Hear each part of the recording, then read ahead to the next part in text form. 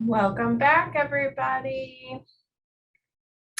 I'm going to introduce our next presenters, and then we'll get started. So for our next presentation, we have Lilith Reuter-Yuill and Dr. Leslie Schaller, who are both BCBAs and who help run the Center for Autism Spectrum Disorders at Southern Illinois University at Carbondale, which is one of our TAP partners. The CASD is an interprofessional training and research center that provides high quality services and leadership in the Southern Illinois region for individuals with autism spectrum disorder and their families. Their presentation today will cover applying behavioral systems analysis to improve interprofessional collaboration at autism clinics. All right, I'm going to let you take it away from here. Thank you. Thanks so much, Shannon. Well, welcome everyone. My name is Lilith Reuter-Yuill, and I am a duly certified speech-language pathologist and board-certified behavior analyst, and one of the faculty supervisors at SIUC, Center for Autism Spectrum Disorder, or CASD for short. I started remotely at SIUC in January of last year. At that time, there were very limited services being provided, but a very high need in the Southern Illinois region. This presentation really represents the combined efforts of our growing team that includes our community partners such as SIUC Medicine, SIU Head Start, and Comprehensive Speech and Therapy Center. And of course, none of this would be possible without the support from TAP. Thank you guys so much. So as Shannon mentioned, this year our focus has really been a complete redesign of CASD. Specifically, our mission was modified to emphasize our values as faculty that include interprofessional collaboration, both in research and in practice. We want to adopt these principles and these core values because how we teach our future clinicians to collaborate together, including speech-language pathologists, behavior analysts, and clinical psychology can have a profound effect on the field. I'd like to start by thanking our team of faculty, which include my mentor, Dr. Valerie Boyer from the School of Health Sciences. She's a fabulous speech-language pathologist and role model for students. To be honest, I've never seen a PhD work quite as well as she does with children. I've learned a great deal from her and her expertise in early intervention, play-based therapy, literacy, and augmentative and alternative communication. We also have two wonderful external consulting faculty, including Mary Keller and Jill Hall, and they help us accomplish our diagnostics. We have four faculty from the School of Psychological and Behavioral Sciences, including myself, Doctors Carla Fair, Michelle Kibbe, and Leslie Schaller joined our team in fall of 2021. Dr. Schaller isn't very good at complimenting herself, but man, Southern Illinois is very, very lucky to have her and her expertise in severe behavior. Her skill sets are very complementary to my own, and we make a great team, and we are lucky to have her. I would also like to thank our team of students, which is growing in number, because quite simply, it is not possible without them. Presently, we have 10 behavior analysis students, 12 students from speech-language pathology, and 2 from clinical psychology. I need to give a special shout out to 3 students in particular. The first is Gabby. Gabby runs the show. She does a really nice job organizing our screening and diagnostics, and a lot of the systems work that you're going to see today is a result of her effort. Number 2, we have an undergraduate from speech-language pathology. She's very interested in interprofessional collaboration, and so she currently provides co-treatment with behavior analyst students. And number 3, we have Brandy. And these 3 students really have made our work possible, and many, many others. So for today, we really have 2 goals. I want to inspire some thinking here. The first is, I hope I can inspire you to start thinking about intersectoral and interprofessional collaboration. And we'll get to what these kind of GRE words mean in a little bit. I hope that we inspire you to think about how these may be useful to address the complex needs of children with autism spectrum disorder and their families.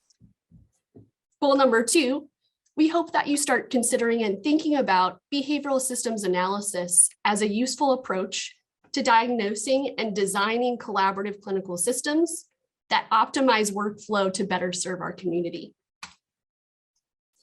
Autism spectrum disorder is a nice case example for the potential benefits of when multiple disciplines work together. The autistic community reminds us that autism spectrum disorder is not just a medical diagnosis or an educational classification. It is a multifaceted spectrum that's also representing a social identity.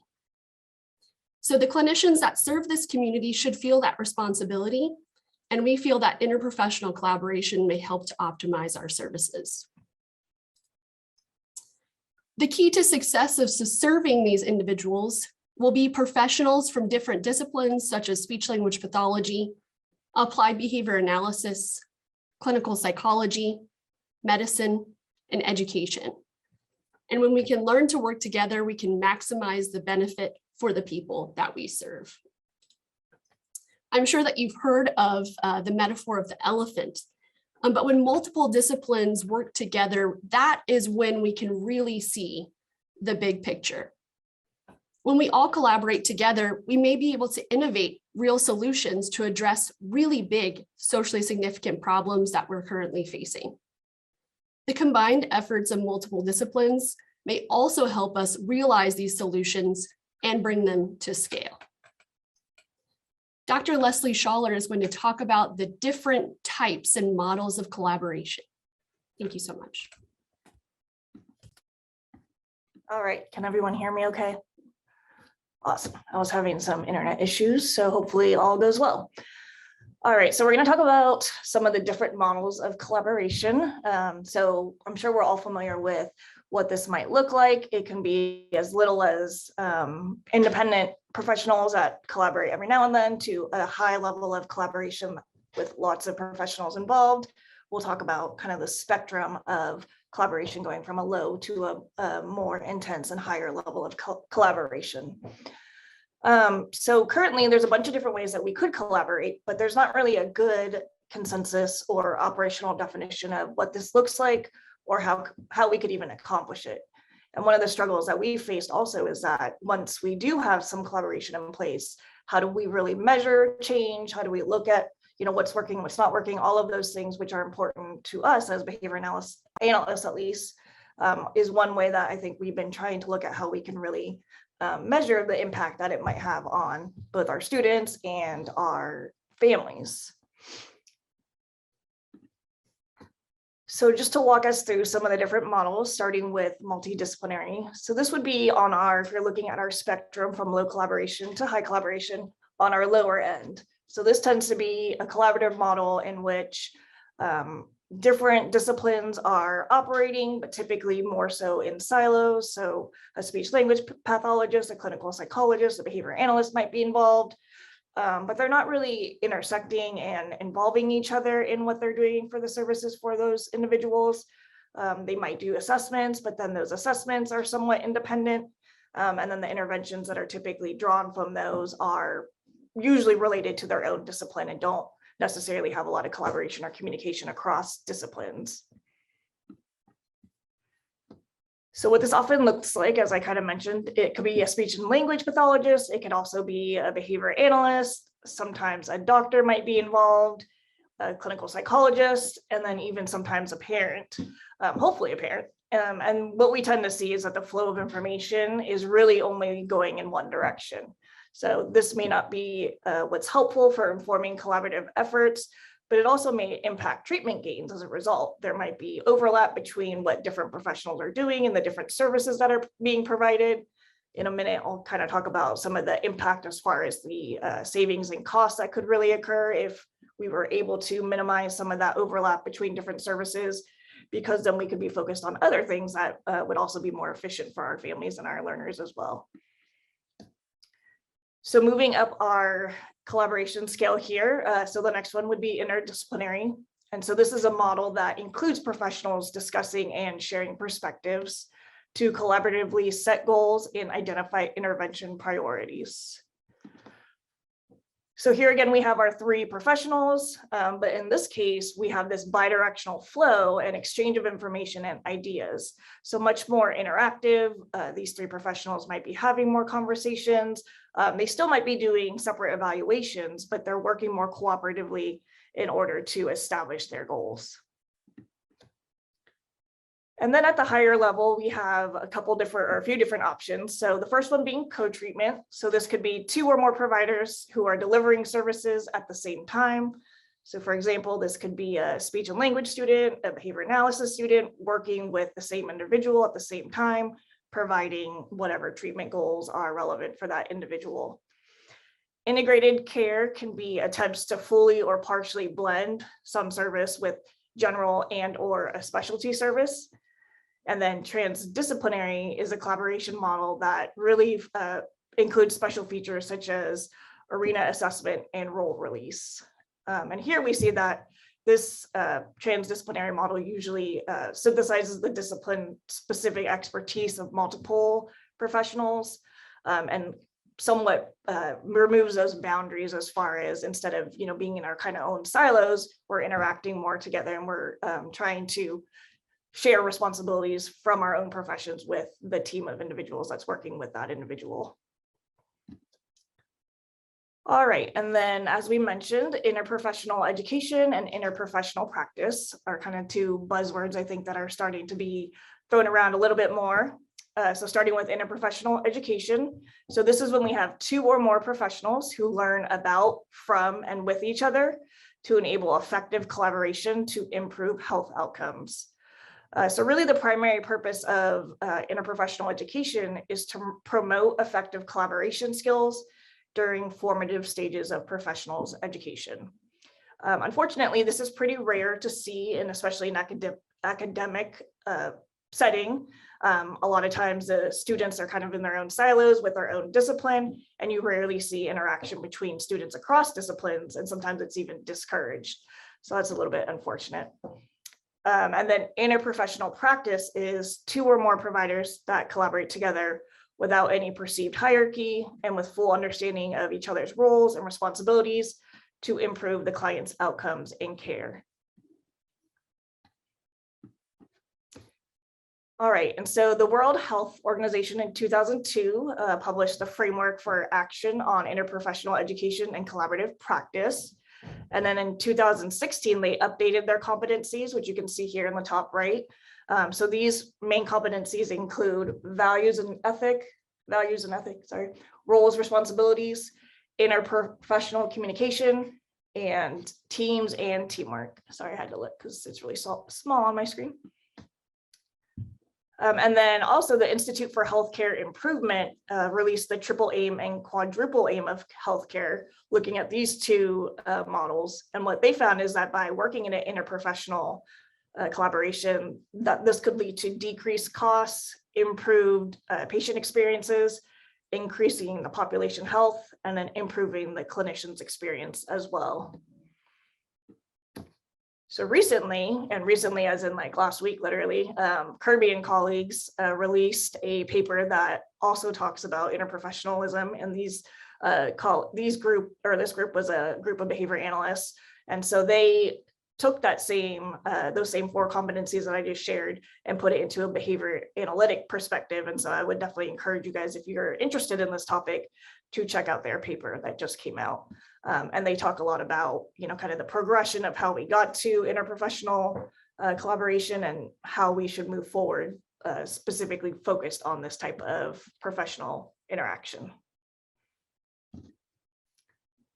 All right, so we proposed, now that we have a little bit of information about what interprofessionalism is, that bridging this monumental gap is going to take a lot of work, of course, but we can realize these solutions when we embrace interprofessionalism meaning interaction between people, and also looking at this intersectoral collaboration, which is the action between organizations and organizations from different sectors of society.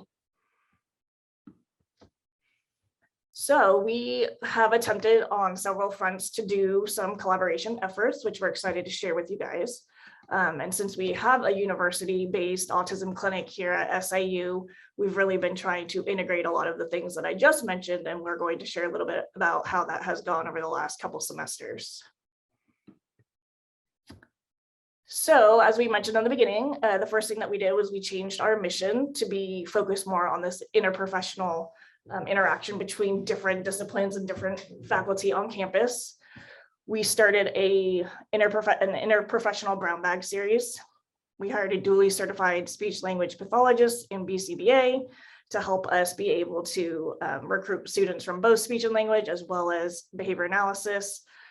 On that note, we're also trying to integrate our BCBA certification, master's level certification into other curriculum such as clinical psychology as well as speech, so that students that have other degrees can also pursue their BCBA if they are interested in that. Co-treatment sessions, which typically involved a speech and language student, and then also a behavior analysis and therapy student working together with the same individual. We had cross-discipline group supervision, and then also some cross-training opportunities between speech language pathology, child clinical psychology, and behavior analysis. So when we first started, looking at this as far as specific to SIU, it was kind of mirroring what was happening in the field of behavior analysis. There was several papers that also were published around this time showing that there is an emerging interest in the field of behavior analysis and how we can be more collaborative with each other, work across the aisle, and be able to all come together for the good of the clients that we serve. So of course, as I mentioned, one thing that has been a little bit of a struggle is really looking at how we can continue to be data-based, because of course, as behavior analysts, we really want to have data, right? We want to see what the impact that our interprofessional collaboration is having on students, is having on families. And so that was something that we've been continuing to look at, is how we can really take data on this and then use that data to impact future decisions. So as I mentioned, we did a interprofessional brown bag series in which we had a series of talks with various disciplines across speech language pathology, behavior analysis, and clinical psychology. And we had them present on their scope of practice specific to their discipline by using a case example to illustrate how each of these different disciplines could work together for the sake of, in this case, it was a feeding example. So how all of these different disciplines could come together to impact that child's treatment outcomes. So here are some of our social validity data from this brown bag series. Hopefully you guys can all see this okay. On the x-axis are the questions listed, and then on the y-axis are the scores. So it was on a Likert scale from 1 to 5, 1 being strongly disagree and 5 being strongly agree. On the left-hand side are the data from the feeding example that I just shared, and on the right-hand side are the overall brown bag data. The white bars are the pre-test data, and then the maroon bars are the post-test data. So if you're like me, you probably don't really like these data because, for one, they're not really compelling, and for two, they are just not really helpful in terms of providing a lot of direction for next steps. So based on these data, we were kind of like, okay, well, basically we're needing to do possibly something additional besides, maybe just offering this interprofessional education series and coming up with something that is maybe a little bit more direct or provides a little bit more experience. So we then turn to the Interprofessional Socialization and Valuing Scale, or the ISVS. So this is a self-report measure that looks at attitudes, values, and beliefs on interprofessional practice and education. It's a 21-item measure that has a 1 through 7 Likert scale again, 1 being not at all for each question, and then 7 being to a very great extent. So we thought maybe if we looked at a different metric that was being used in other areas outside of behavior analysis, or just more in general, rather than using the previous social validity data, that maybe this would be a little bit more helpful. So we looked at incorporating this into some of our settings, into some of our professionals who were doing interprofessional practice. Again, we don't necessarily love self-report data or subjective data, but again, this was just a good starting point for us to be able to bounce off of and then make future directions for where we wanted to go.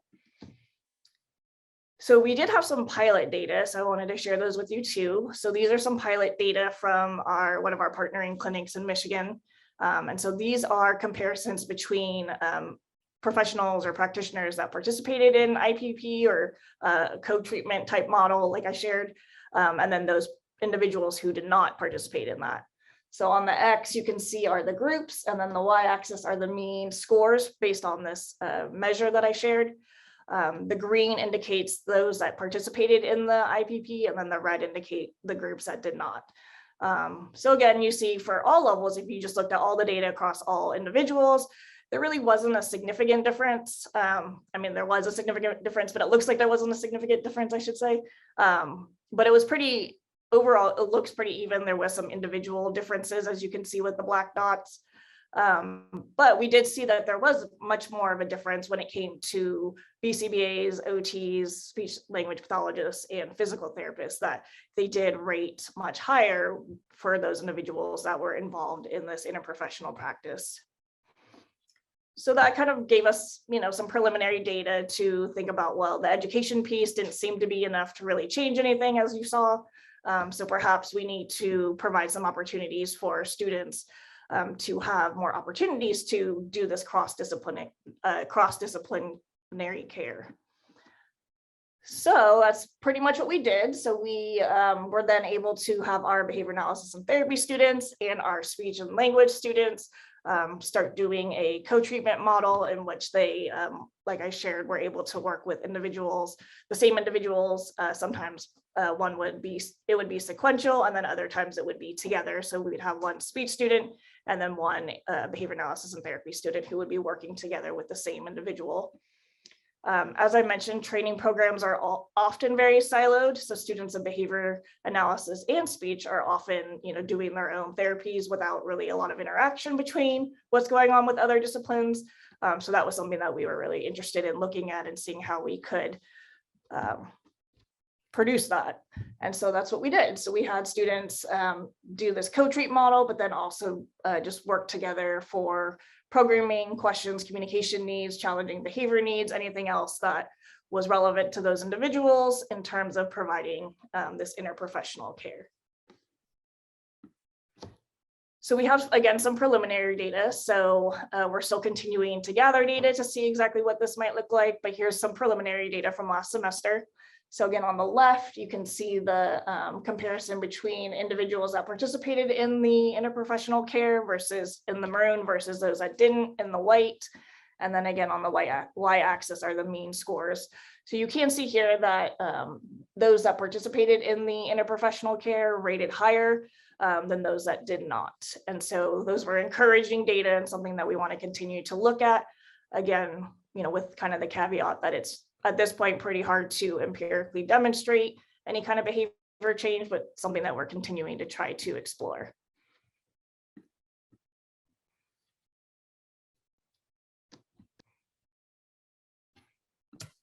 All right, you want me to stop sharing, right? Yep.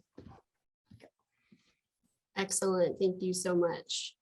Yeah, so Dr. Schaller was not enthusiastic about our education, but I think those data are interesting also, right? We need to know what doesn't work so that we can get to what does work. So I would be lying if I said that we haven't experienced the same barriers that clinicians report in practice. There are times that we do not play nice in the sandbox together. And so, these barriers are well known, and I'm sure those that serve the autistic community are familiar with them. These overlapping scopes of practice between different providers may result in conflict. Sometimes there's a competition attitude over collaboration. There's poor communication and sometimes alienation when we don't share the same vocabulary. And so my thinking is that that's why we need to start with student training. When we train professionals in silos and teach them to only communicate with the same professionals, But then in practice, they're the sole behavior analyst on a team with non-behavioral colleagues, and they start spouting off the different verbal operants from Skinner 1957. I'm not sure that that's super helpful to have clear communication. So if we can train students to operate on those teams early, maybe we'll have more success and really be able to elevate the quality of services. At this point in practice, someone's giving up time. If they're going to collaborate, it's over a lunch hour, it's after work, and that's hard to ask people to do. Right now, third-party payers are not offering any type of co-treatment billable units between behavior analysts and speech language pathologists. So I found in practice often that I would have a great relationship with an occupational therapist, but not often maybe with another speech therapist or a behavior analyst, because we were not able to work collaboratively together and build those services. So it really requires an organization valuing collaboration and making systems and processes that support those collaborative efforts. So we're trying to do our part on the training end, but it also requires some significant effort from the organization and practice as well.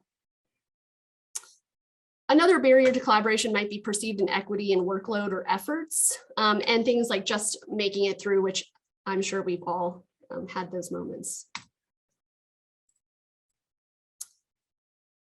So we want to move future clinicians from disciplinary centrism with cultural humility. And what I mean by that is I want to replace this belief that this discipline or speech language pathology or behavior analysis is superior to other disciplines. We don't have the final word. And when we have these multiple perspectives working together, that's when we can really elevate services. So we need to move from this left side, disciplinary centrism, to this cultural humility where we acknowledge the benefits of these collaborative efforts.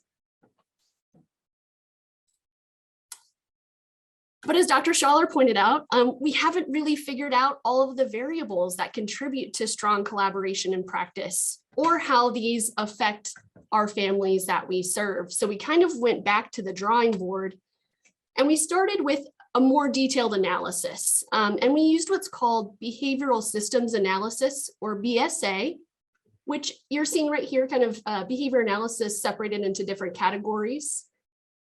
BSA, or behavioral systems analysis, is an area of organizational behavior management and complements performance management, which really focuses on the individual level. Behavioral systems analysis kind of zooms that out a bit and looks at process improvements from 3 different levels, including the organization level, so big picture, process level, and performer level. I think sometimes as behavior analysts, we get so caught up in individual behavior change that we're not thinking about, well, how do we sustain that? What are the processes that need to be implemented and the organizational structures that need to be in place? So to quickly summarize, BSA helps to optimize performance at different levels, including organization, process, and performer. And there are different processes that have been described, but they really all come down to these 3 things. We need to first analyze the problem. Number 2, identify and implement solutions. And number 3, determine whether those changes really affected performance in a positive way. Thinking about scaling up, we can use the same approach that's used to diagnose within the organization. It might also help us to resolve disconnects that occur between organizations. And here's that GRE word, intersectoral collaboration. So that same process that we can use to analyze within that organization, we can apply it across organizations to look at cross-functional workflow, both at the organization and then with those collaborating partners or networks that become really important to provide services to individuals with autism spectrum disorder. So that's what we did. Gabby helped me conduct a behavioral systems analysis. And so what we're looking at here is an organization map for CASD, or the Center for Autism Spectrum Disorder. This organization map helps us to conceptualize the organization as an adaptive system that needs to be responsive to environmental factors and that produces outputs to those that we serve. So let's take a closer look here at the customers or consumers. What's interesting about the customers or consumers of university-based clinics is that there's really two. The first can be conceptualized as those pre-professionals that are in training in applied behavior analysis, speech language pathology, and clinical psychology. So the students are actually kind of customers or consumers of CASD. But then of course, we also have consumer or customer two, which are the children with ASD and their families. So when we're thinking about intervention, we really have to think about how does it affect both of those consumers. With respect to environmental factors, there was already pre-pandemic a changing landscape and push kind of theoretically toward clinical service delivery that's collaborative. But that pandemic really made it known that it was no longer just this theoretical interest, but it is becoming an absolute clinical necessity. And so some other evidence or changing environmental factors, the national credentialing boards for clinicians is starting to require interprofessional competencies. Educational law has required a multidisciplinary IEP team for some time. And so the question becomes, if there's this requirement in practice, where's the training for all of this? And we think that's a good question. So we hope to add to the small network of 4 universities in Illinois currently that incorporate interprofessionalism into their educational or practical curriculum. We also hope to contribute meaningfully to the evidence for interprofessional practices to help reduce those barriers. We hope that there will maybe be an additive benefit to this type of interprofessional approach to clinical training in places where there's a high need for skilled practitioners. And the state of Illinois is that place. Although people in groups such as the Illinois Autism Task Force and TAP are working very hard on this, licensure for behavior analysts has not yet happened in Illinois, which makes it difficult to provide those services and even retain skilled workers once they are trained. This is especially true in Southern Illinois. And so I would be lying to you if I said I wasn't overwhelmed by the level of need that Dr. Schaller and I walked into. And so we have a big problem to solve. Switching to children with ASD and their families. Last year, you heard from one of our STAR students, Grace, on her qualitative study investigating parent perspectives on the diagnostic process. Results were familiar to those that work with individuals with autism in Illinois. There was an alarming absence of diagnostic services, with the nearest alternative being 2 hours away. We decided then to kind of prioritize our screening and diagnostic process for our first systems analysis. And so applying those 3 steps that we just talked about, analyzing the problem, identifying and implementing solutions, and determine whether the changes actually made positive changes on performance. Quite stupidly, I thought this would be a nice training opportunity to teach a student, how to do a behavioral systems analysis, and easy peasy. I thought, oh, there's a clear problem. We need more screenings and diagnostics. I thought there would be an easy fix. We just have to figure out how to do more. But that wasn't the case. So what I thought was this kind of easy problem actually wasn't when we actually analyzed the problem. The data tell us a different story. So what we're looking at here is an analysis of the proportions of yes and no from fiscal year 21 and fiscal year 22. On the y-axis are the total number of screeners. So you're seeing a representation of the proportion of no's and yeses. So fiscal year 21 is summer of 2020 to summer of 2021. Sometimes that was confusing to me. Out of the 95 screenings conducted in FY21, there were 65 positives or a yes for clinical indicators for signs and symptoms of autism spectrum disorder. So these 65 families were pushed to diagnostics. Out of the 33 that were conducted, only 14 were a yes. Okay.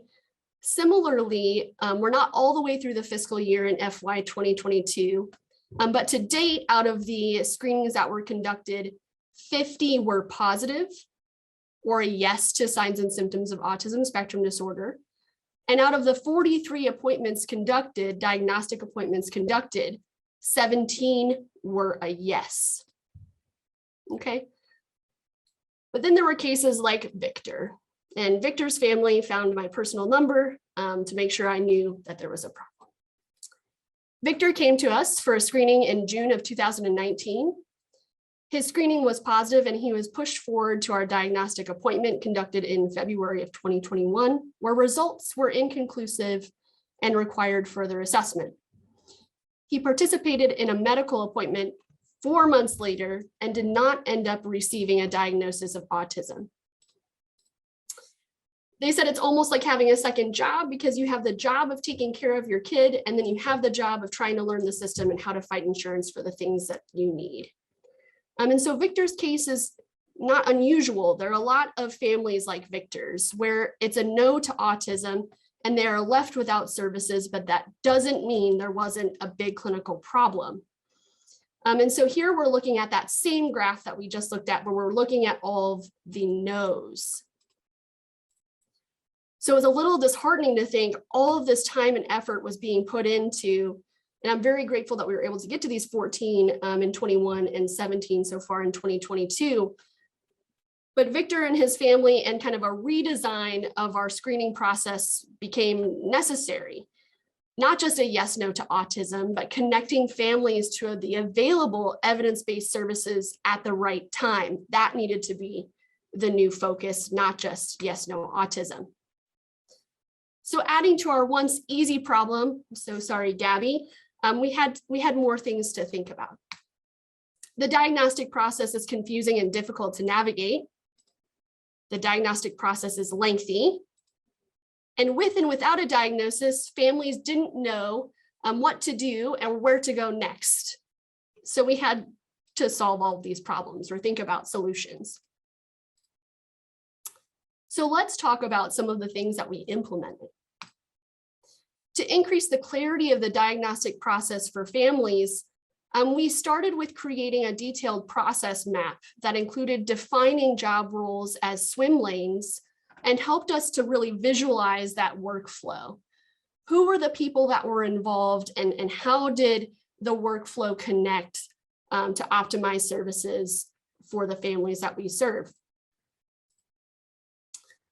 We also created a consistent 3-step messaging that we included on our website, in all of our emails, all of our correspondence with families, and we added it to our cover letters and written reports. Families were leaving screeners confused. Did I just get a diagnosis? What just happened? And so it was important that families understood that the diagnostic process includes 3 distinct steps. The first is a telehealth screening appointment. The second is a 2-day diagnostic appointment, and a third is that medical diagnosis. And all 3 steps are necessary to receive a medical diagnosis of autism spectrum disorder. We also worked very diligently to increase the clarity of the screening report. We wanted to decrease the burden for diagnosticians, which is a very expensive service, by adding to that. And we also wanted to include individualized and assessment-informed recommendations in that screening report. We are happy to share, should you be interested in a template or any of the things that we share with you today. Please feel free to reach out. This was a pretty big endeavor and required a good deal of collaboration and insight from each of our faculty supervisors. We also solicited guidance from parents and external providers and collaborators to give us feedback to improve those reports. And we use student clinicians to teach them how to conduct a strong telehealth assessment and introduce assessment report writing. We hope that that minimizes the burden on diagnosticians and increases clarity for families. So let's take a look at that report and how we modified it. It includes background information, of course. Then clinical psychology recommended some standardized rating scales. Educational psychology also made contributions to this inclusion. From applied behavior analysis, we're using the Essentials for Living quick assessment. That's by Patrick McGreevy. In the future, we would like to see how this might inform a brief intervention consultation because we get to see a clear view of some high priority skills. Speech language pathology gave us some tools for improving our direct observations of pragmatic skills. So we include a pre-linguistic for emerging communicators or a linguistic pragmatic checklist now. One of our faculty supervisors, Dr. Fair, is interested in play assessment, specifically things like pretend play. So we're incorporating a formalized training on her assessment and would like to adopt this to continue to elevate our assessment report. We include a direct observation or descriptive assessment component. For younger kids, this will include independent play, cooperative play, and then pretend or symbolic play. So we do 5 minutes of each. And then if this is an older client, we'll have a conversation script. And so for new clinicians, that's kind of an overwhelming process, but if we can train correctly, this is such an important component of a full evaluation. No matter what discipline you're in, right? We need to be able to do some indirect things. We need to be able to do some direct things, and then some standardized or criterion reference things. So there's some decision-making involved in this, and we coach students through that. We also include non-standardized direct assessment, where we look at elementary verbal operants or basic language skills, and can identify relative strengths and challenge areas. We're interested in the future using the results of the assessment of habilitation or rehabilitation of verbal behavior, the HVB, to see if that could inform the selection of augmentative and alternative communication modalities, or maybe inform the prompt or transfer of stimulus control procedures. So we're interested in that piece. And then finally, a robust recommendations section. So, that's a lot, but in order to accomplish that, we had to increase the number of trained providers that could conduct screenings, and more importantly, these high quality telehealth assessments that would inform recommendations. So how did we do that? Well, a lot of time, thank you, Gabby. And we also made a recorded training and a semi-structured interview, or excuse me, semi-scripted. So we have very detailed instructions with a script and a direct assessment process. Again, we're happy to share any of those resources with you. The next thing that we added is called the pre-assessment matrix. Because we were so overwhelmed with the 392 clients that we had on our wait list, we needed to figure out, what were the needs of these families? And from my perspective, a DSM-5 diagnosis doesn't cut it. It doesn't tell me enough information to inform my clinical practice. So we wanted to get just a little bit more information. The PAM was inspired by my old secretary at Comprehensive Speech and Therapy Center, where she would somehow magically have this conversation with a family and know exactly what they needed, what discipline, and match them exactly to the clinician that could provide the right service. And I asked her, I said, Pam, how do you do this? Sorcery? And she'd say, oh, I just have a conversation. Like, okay, well, I need to replicate you, Pam. And so this was from me observing Pam. I created an indirect screening tool that includes questions such as, what are the family's highest priorities of concern? Again, DSM-5 doesn't tell me too much about this. This could be one or all of these things, right? So really kind of identifying where are the need areas. Number two, how urgently are these services needed? So we have questions combining safety and caregiver need, and this kind of organizes their need areas into 5 different categories that we have color coded here.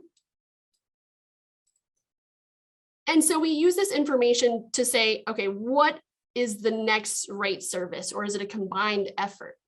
So we can start to triage our wait list, figure things out. And so let's break that down just a little bit more. So with this indirect assessment tool or screening tool, we have 5 different categories which represent increasing intensity and urgency of need. So for example, category 1 would represent a low degree of need on safety. So no real safety concerns. Caregivers are doing okay. They feel like they can manage things just fine. This is represented in white here. This would be category 1. This contrasts category 5, where caregivers indicate they have a high level of urgent and immediate need, and there's also safety risk. We want to catch these early, even though we try to address our waitlist as quickly as possible. We want to make sure that these families are being connected immediately to available services. So it helps us kind of organize that waitlist. So we analyze the results of 70 of our clients on our waitlist. And here we're looking at the distribution. So on my y-axis, I have clients on the waitlist, and we're going to look at each of those 5 categories. In category 1, representing low safety risk and low caregiver need, we have 19 clients that met that criteria. In category 2, we had 23. Category 3, we have 10. Category 4, 15. And that real alarming category, category 5, we had 3. So this distribution suggests that we may be able to support some families on the wait list using things maybe like, and I'm just throwing it out there, we haven't really decided yet, but in that category 1 or 2, maybe these are things like recorded education or group education, not replacing services, but can we get them something that might be appropriate immediately? And this contrasts with category 5, where I need to connect them immediately to available inpatient services. So again, the PAM is not designed to replace services, but it may help us to optimize our internal clinical services and available external resources, which aren't many, but we would optimize them by triaging clients while they are still on the wait list. It may also provide us with an objective way to expedite services for families in urgent need. So maybe I have 10 families, but I have a level 3 or a level 4, and then a couple of level 1s. Well, I could get that level 1 in right here, and then try and expedite services for families with higher need. Okay. So we really want to evaluate kind of these tools. So these are all the interventions that we used for our screening and diagnostic process. Let's do that 3rd step where we determine whether the changes affected performance. So what we're going to look at is a breakdown across the 3 steps of our screening and diagnostic process. Number 1, that screening with graduate clinician via telehealth. Number 2, the 2-day diagnostic appointment. And number 3, the medical appointment. What we're looking at here is a cumulative graph for screeners conducted in FY 2022, so this year. So we've gone through 3 quarters. Quarter 1 represents July through September. Quarter 2 is October through December. And quarter 3 is January through March. So these quarters are represented on the x-axis. And then we have total screeners conducted on the y-axis. So what we're looking for is a sharper vertical curve that indicates acceleration and productivity. And a flat horizontal line would mean that there were no additional screeners. So our screening appointment, we've conducted 100 to date. 71 of those appointments were attended. 29 of those appointments were canceled. And if we compare our total screeners completed, excluding cancellations, with previous years, it looks like we're on a similar track, but there's something exciting happening here between Q2 and Q3, and that's that we have an acceleration in productivity. So as our student clinician team grows, what you're seeing here is a cumulative graph that represents the number of clinicians that we've been able to add to our screening team across the months of this year. As that team grows, the capacity for completing these screeners increases. We have a ceiling effect on the supervisor time. We like to, have work-life balance. That never happens, but we have a ceiling effect. But as this team grows, we increase the capacity to get these accomplished. Again, the end goal not being yes, no autism, but high quality training for our students and connecting families to the evidence-based services at the right time. All right, so let's take a more granular look at across our fiscal years, what's happening in terms of the latency or the average number of days. I guess this represents really a duration. So from start to finish, how many days does it take for a family to go from screening to that final step? So all 3 steps. In fiscal year 2020, based on the available data, the full process took an average of 302 days. The next year in FY21, the average length was 311 days. This year, we've been able to decrease slightly that total duration for an average of 242 days. Let's look at each step. So step 3, what we're looking at is from the 2-day diagnostic at CAS to that medical provider appointment. How long did that take? What was the latency? In FY20, it was 133 days, FY21, 132, and currently 129. So really, we're seeing that flat line, really not a lot of change there. For step 2, that 2-day diagnostic, so from screening to diagnostic appointment, this is where our intervention seems to have affected the most change. So that's nice. So we've been able to decrease that from FY19 for an average of 627 days to FY22, 138 days. And then we didn't have any available data from previous years, but this year, that screening wait list to screening appointment is an average of 132 days. What's exciting is that we've been able to decrease latency from initial contact to waitlist time. So for screeners, that's 1.28 days is our average. We did have 296 inquiries by phone, and it's 2 for everything that's not screening related. So we have a great student team right now, and we've been able to decrease the time from initial contact to waitlist. Looking at our time to service across the different clinics that we offer, in behavioral health consultation, we have 56 days from waitlist to service. Language and learning group, 40 days. Really nice responsiveness to calls, that's excellent, 1.28 to 2 days. Screening is 132 days, and unfortunately, we didn't have any data from child clinical psychology, but we're hoping to continue this type of detailed analysis so that we can look at these process improvement efforts. I think oftentimes when there are disconnects, performers have been blamed for these disconnects. But maybe we should be thinking, instead of a performer level problem, how can we improve processes to resolve those disconnects? So what's next for us? Well, we have big plans.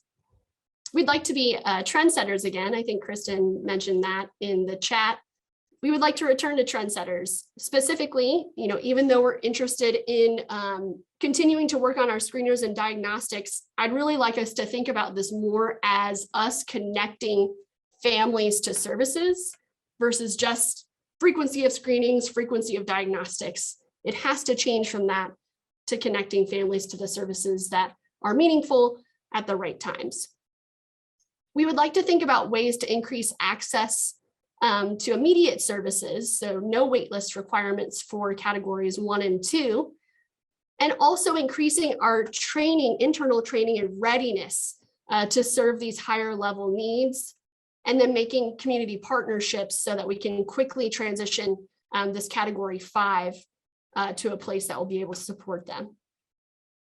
We would like to be leaders and assess how interprofessional practices affect families, assess how interprofessional practices affect students and student training, assess the variables of interprofessional practice that matter the most, and contribute to the literature to add evidence and reduce barriers to interprofessionalism in practice.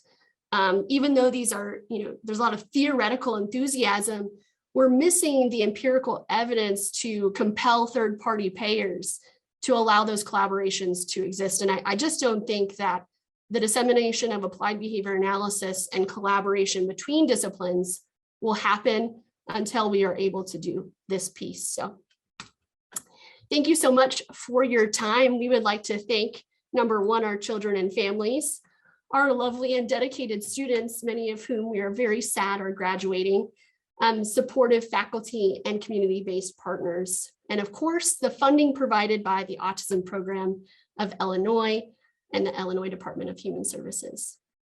Thank you so much. I think we have time for a couple questions if we want to do that.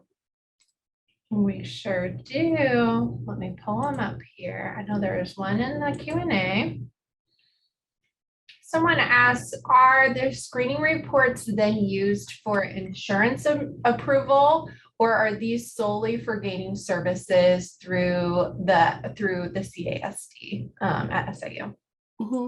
So screening reports are provided to families. We are not insurance supported at this time, but families are invited to use that screening report to help advocate for appropriate services in schools and also with local providers. Unfortunately, there are not a whole lot of providers. So at this point, it's us making robust recommendations and increasing the data that we have to compel the state to give us more resources. I like to hear that. That's right. But right now we don't know that. We don't know those things, right? So it's got to move beyond a frequency count. Yeah. There's more to it. Yeah, definitely.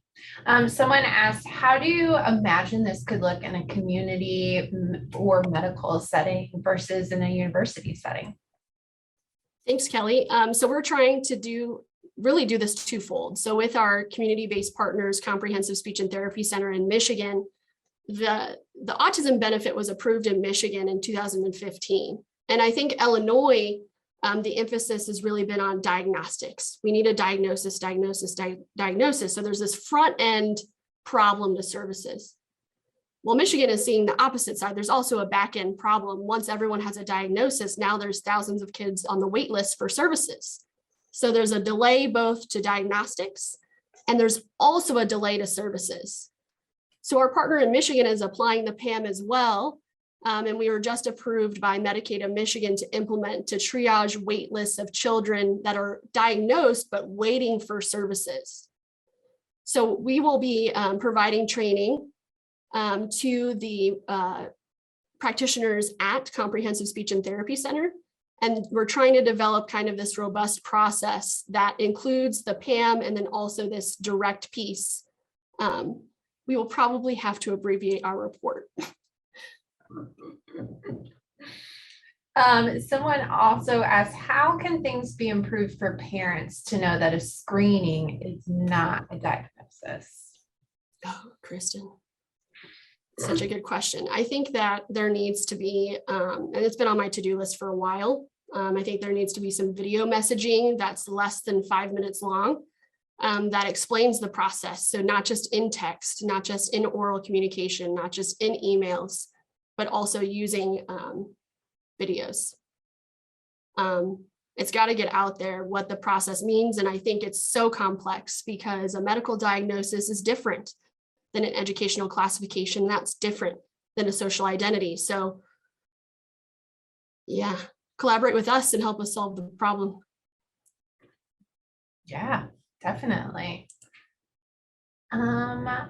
Kristen also said, I've sent parents there, but they think once they have a screening, then they're done.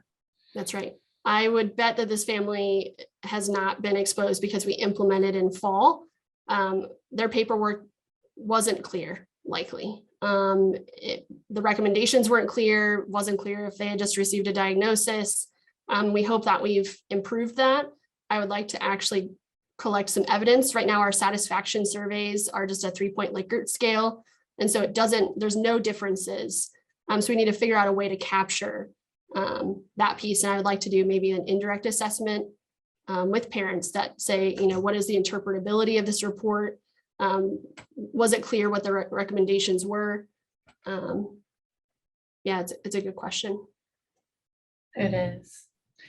Kristen just continued that most kids are not getting evaluated until they're teenagers, so we just need to do better, which is true.